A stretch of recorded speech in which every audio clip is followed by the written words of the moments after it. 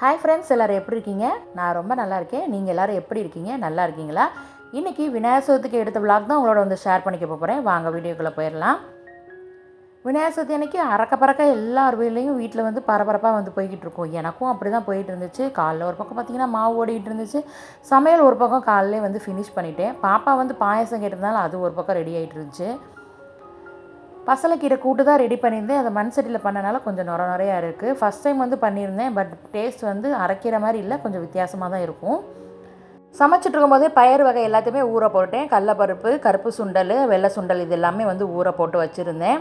அப்போ தான் வந்து நம்ம சமைச்சு முடிச்சக்கப்புறம் ஒரு மதியானம் போல் சுண்டல்லாம் வேக வச்சிட்டோம் அப்படின்னா நம்மளுக்கு வந்து கொழுக்கட்டை செய்கிறது கொஞ்சம் ஈஸியாக இருக்கும் அப்படின்ட்டு. இதெல்லாம் ஒரு வேலையா அப்படின்னு சொல்லிட்டு என் மூஞ்சியில் பாருங்கள் அவ்வளோ ஒரு டல்னஸ் வந்து இருந்துச்சு. ஏன்னா காலையிலேருந்து வேலை வந்து போய்கிட்டு இருந்ததா, அதனால் 6 மணிக்கு எழுந்திரிச்சதுலேருந்து வேலை வந்து நிற்கவே இல்லை. ஸோ அதனால் கொஞ்சம் டல்லாக தான் இருந்தேன். சுண்டல்லாம் ஒரு பக்கம் வேக வச்சு எடுத்து வச்சுருந்தேன். இந்த எஸ்விஎஸ் கொழுக்கட்டை மாவு தான் வாங்கிட்டு இருந்தேன். இதுக்கு ஒரு அச்சு வேறு கொடுத்துருந்தாங்க.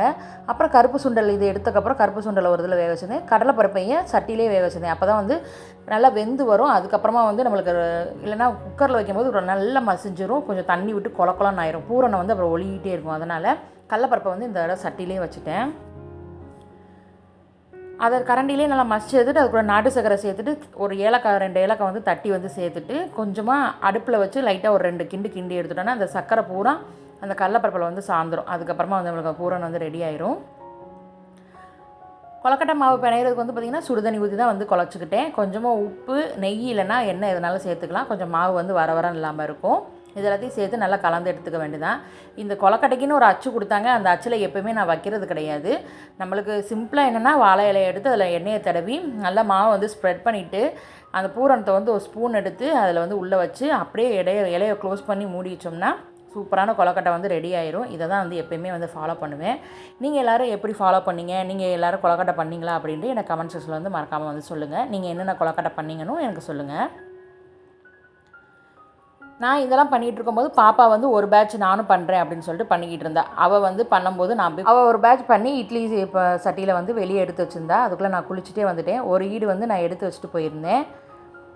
ஃபைனலாக கொழுக்கட்டை எல்லாமே ரெடி ஆகிடுச்சு. அதுக்கப்புறமா சாமி கும்பிட்றதுக்கான வேலையை தான் பார்த்துட்டு இருந்தேன். பரவாயில்ல, பெண் பிள்ளைகள் வந்து நம்மளுக்கு கொஞ்சம் ஹெல்ப்பாக தான் இருக்காங்க. அதனால் எனக்கு ரொம்ப பிரச்சனையும் இல்லை. அது வந்து எனக்கு ஒரு பெருமையாக தான் இருக்குது. என் பிள்ளைங்க கைக்கு உதவியாக இருக்குது அப்படின்னு நினச்சிக்கிட்டு எனக்கு ஒரு சந்தோஷமாக தான் இருந்துச்சு. சின்ன சின்ன வேலையில் கூட பிள்ளைங்க வந்து கற்றுக்குறாங்க அப்படின்ட்டு. ஒரு வடசட்டியில் வந்து கடுகு, உளுந்தம்பருப்பு, வரமிளகா, கருவேப்பிலை இதெல்லாம் சேர்த்துட்டு அதில் தேங்காயும் வந்து சேர்த்து நல்லா கிளறி எடுத்துக்கிட்டோம்னா சுண்டலுக்கு வந்து ஒரு தாளிப்பு கொடுத்து சூப்பராக இருக்கும். இதில் வந்து நான் கருப்பு சுண்டல் கொஞ்சமாக சேர்த்தேன். அதை வடை சட்டிலே போட்டு எடுத்துக்கிட்டேன். அப்புறம் அதை வந்து கிளறி எடுத்துக்கிட்டேன். எல்லாத்தையும் வந்து பிள்ளையாருக்கு வந்து படைச்சிட்டு சாமியெல்லாம் கும்பிட்டாச்சு. சாமியெல்லாம் கும்பிட்டதுக்கப்புறம் பக்கத்து வீடு எல்லாருக்கும் கொடுத்துட்டு நாங்களும் வந்து ஒரு பிளேட்டில் வச்சு சாப்பிட ஆரம்பிச்சிட்டோம். எப்போவுமே வந்து விநாயகர் சதுர்த்தி அன்றைக்கி இந்த கொழுக்கட்டை சுண்டெல்லாம் சாப்பிட்டதே வயிறு நிறைஞ்சு போயிடும். நைட்டு சாப்பிட மாட்டோம். ஆனால் அன்றைக்கி அளவாக சாப்பிட்டனால நைட்டுக்கு ஆளுக்கு ஒவ்வொரு தோசை பாசிப்பருப்பு சாம்பாரோடு வச்சு சாப்பிட்டு முடிச்சாச்சு. இந்த வீடியோ உங்களுக்கு பிடிச்சிருக்குன்னு நினைக்கிறேன். பிடிச்சிருந்தா லைக் பண்ணுங்கள். மறக்காம நம்ம சேனலை சப்ஸ்கிரைப் பண்ணுங்கள். நெக்ஸ்ட் சந்திக்கலாம். தேங்க்ஸ் ஃபார் வாட்சிங்.